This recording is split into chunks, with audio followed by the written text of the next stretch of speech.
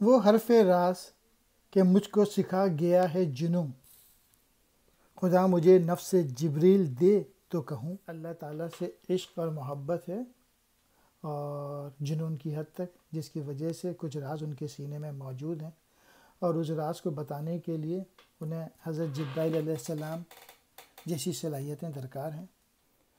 ستارے کیا میری تقدیر کی خبر دے گا، وہ خود فراغی افلاک میں ہے خوار و زبوں۔ ستارے تو خود بے بس ہیں جو کہ آسمانوں پر چکر لگا رہے ہیں، اور تو ستارے اقبال کی تقدیر کے متعلق کیا بتائیں گے، وہ تو خود بے بس ہیں ستارے۔ حیات کیا ہے خیال و نظر کی مجذوبی،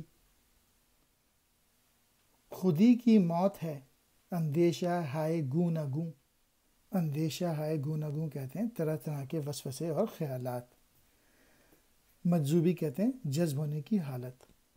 اگر اپنے صلاحیتوں پہ انسان کو بلیف نہیں ہے اور وہ شک میں پڑا رہتا ہے اپنی صلاحیتوں کے متعلق اور مختلف قسم کے خیالات آتے ہیں، تو اس سے خودی کی موت واقع ہوتی ہے۔ تو خود ہی اپنے آپ کو پہچاننے کے لیے فوکس رہنا ضروری ہے، اور اپنے آپ پر بلیف کرنا ضروری ہے، اور اللہ تعالیٰ پہ بلیف کرنا ضروری ہے۔ اور زندگی کیا ہے، اپنے خیالات میں ڈوب جانا، فوکس رہنا۔ ڈسٹریکٹڈ لوگ زندگی میں ترقی نہیں کر پاتے ہیں، جو لوگ فوکس ہوتے ہیں وہ لوگ ترقی کر پاتے ہیں زندگی میں۔ عجب مزہ ہے مجھے لذت خودی دے کر، وہ چاہتے ہیں کہ میں اپنے آپ میں نہ رہوں۔ اللہ تعالیٰ نے پہلے تو یہ چاہا ہے کہ انسان خود ہی ڈیولپ کرے اپنے آپ کو، اپنا پوٹینشیل بڑھائے اور اپنے آپ کو پہچانے، اور پھر اس کے ساتھ ساتھ وہ اس بات کا بھی خواہاں ہے کہ اپنے وجود سے انسان بے نیاز ہو جائے اور اللہ تعالیٰ کی محبت اور چاہت میں گم ہو جائے۔ ضمیر پاک و نگاہ بلند و مستی شوق، نہ مال و دولت قارون نہ فکر افلاطون۔ انسان کو زندگی گزارنے کے لیے نہ تو قارون جیسی دولت چاہیے، نہ افلاطون جیسی سوچ۔ اس کو تو یہ تین چیزیں چاہیے، اگر یہ تین چیزیں مل گئیں تو زندگی بہت شاندار گزر سکتی ہے۔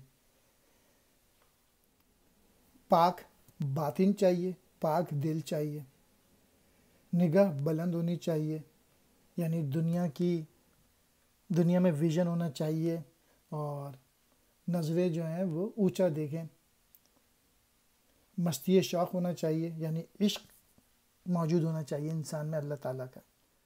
سبق ملا ہے یہ معراج مصطفیٰ سے مجھے، کہ عالم بشریت کی زد میں ہے گردوں۔ حضور صلی اللہ علیہ وآلہ وسلم کے واقع معراج سے یہ سبق ملا ہے کہ آسمان جو ہے وہ انسانوں کی رسائی سے دور نہیں، یہ کائنات ابھی ناتمام ہے شاید، کہ آ رہی ہے دم دم صدائے کن فیکون۔